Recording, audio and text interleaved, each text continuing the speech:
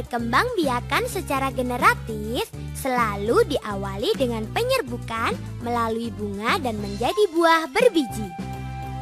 Jadi, yang dapat melakukan perkembangbiakan generatif hanya tumbuhan yang berbunga dan berbuah. Sebelum kita bahas apa itu penyerbukan, yuk kita lihat bagian-bagian bunga berikut.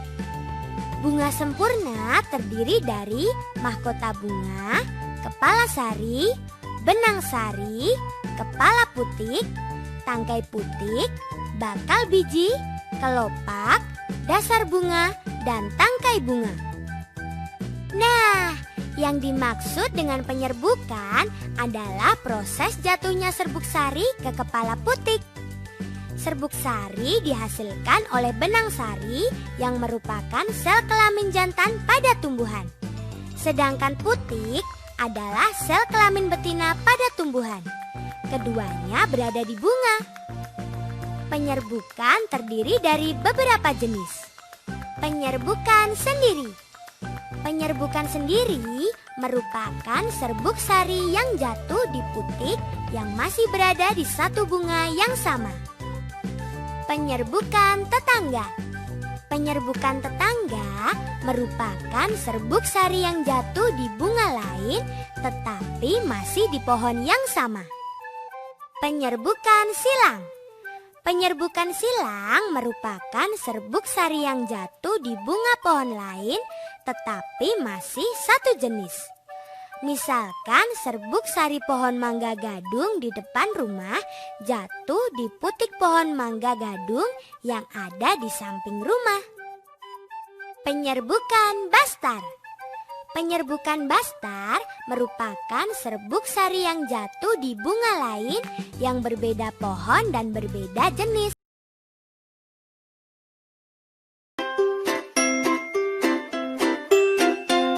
Halo teman-teman, kali ini kita akan mempelajari proses penyerbukan pada tumbuhan generatif.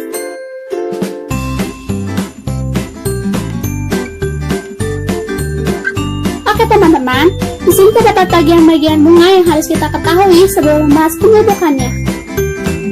Ini adalah tangkai bunga. Ini adalah dasar bunga. Ini adalah kelopak bunga. Ini adalah kepala putik.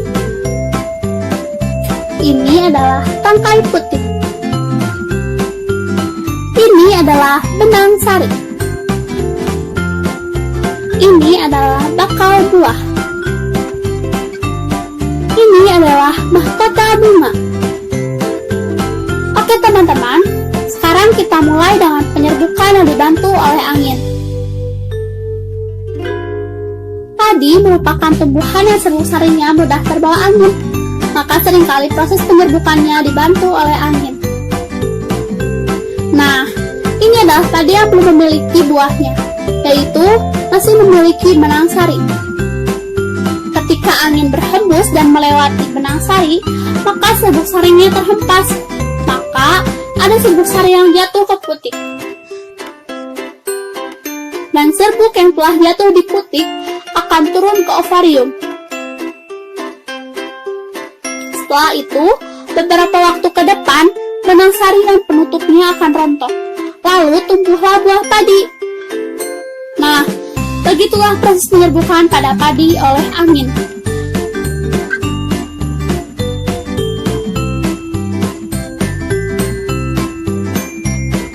Penyerbukan bunga oleh hewan. Yang pertama ada lebah, ada burung, dan kelelawar. Teman-teman, yang pertama kita akan melihat penyerbukan dengan bantuan lebah.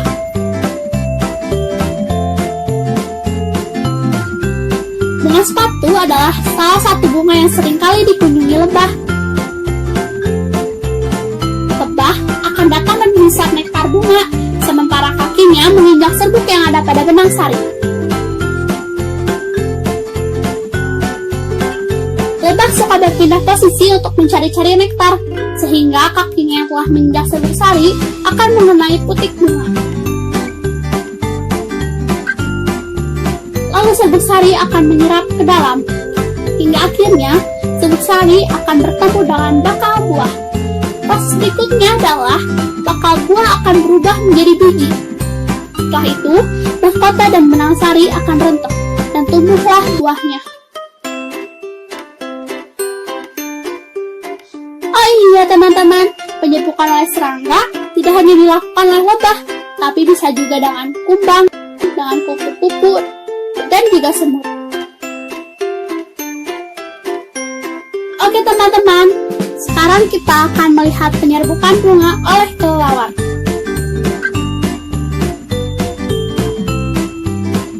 Salah satu bunga yang penyerbukannya sering dibantu oleh kelelawar adalah bunga durian.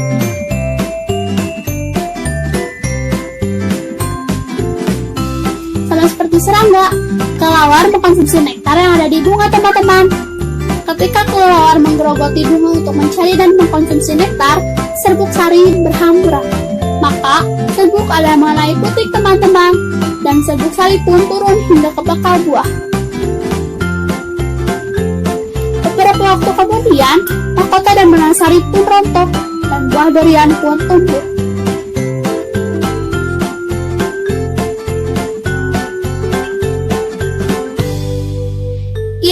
Saat ini, kita akan melihat penyerbukan yang dibantu oleh burung. Pada penyerbukan oleh burung, kita akan ambil contoh bunga dadap.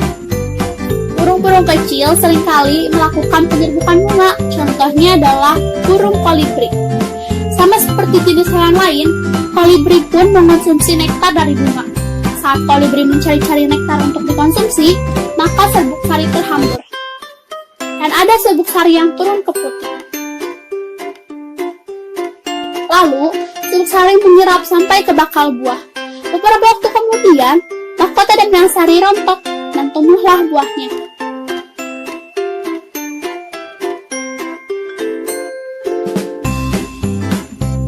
Oke teman-teman, sekarang kita akan melihat penyerbukan dengan manusia.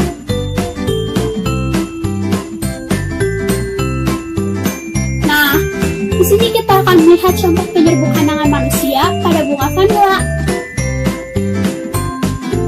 Kita membutuhkan kayu yang lancip untuk merobek bunga vanila. Pertama, kita harus mencari benang sari lalu robek mahkota hingga terlihat benang sari secara utuh.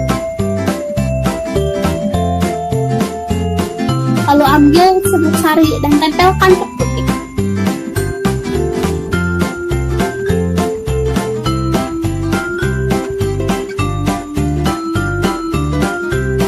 Dan serbuk sari pun akan turun.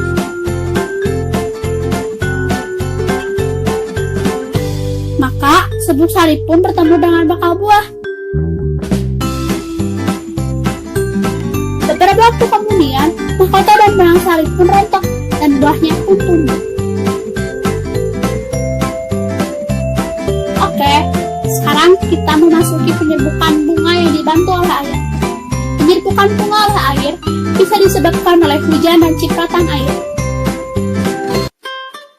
Untuk penyerbukan oleh air ini, kita ambil contoh pada bunga seroja. Ketika ada air atau hujan yang mengenai benang sari hingga jatuh ke putih, maka terjadilah proses penyerbukan. Dan serbuk sari masuk ke dalam putik hingga ke bakal buah. Beberapa waktu setengahnya, mahkota dan benang sari pun rontok, dan buah seroja pun tumbuh. Yang terakhir, kita membahas jenis-jenis penyerbukan. Jenis-jenis penyerbukan itu ada 4 macam. Yang pertama adalah penyerbukan sendiri. Lalu, penyerbukan serumah, penyerbukan silang, lalu penyerbukan klastar atau berbeda jenis. Nah, bagaimana teman-teman? Mudah kan mempelajari penyerbukan bunga?